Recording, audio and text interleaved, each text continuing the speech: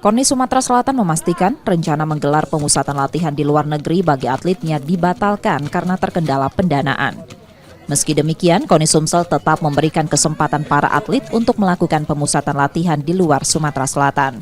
Saat ini, atlet tengah menjalani pemusatan latihan di berbagai tempat seperti Bandung, Jakarta, Yogyakarta, dan Kalimantan Utara. Rencananya memang ada, tapi karena pembiayaan yang tidak memungkinkan, kita mengalihkan untuk di dalam negeri. Karena memang SBU daripada Dinas Pemuda dan Olahraga Sumatera Selatan tidak memungkinkan untuk atlet kita TC di luar negeri. Karena memang SBU-nya tidak tersedia menunya di dalam sistem. Sebelumnya, 5 cabang olahraga masing-masing senam, ski air, muay thai, biliar, dan loncat indah mengajukan pemusatan latihan ke luar negeri. Nur Muhammad, Kompas TV, Palembang, Sumatera Selatan.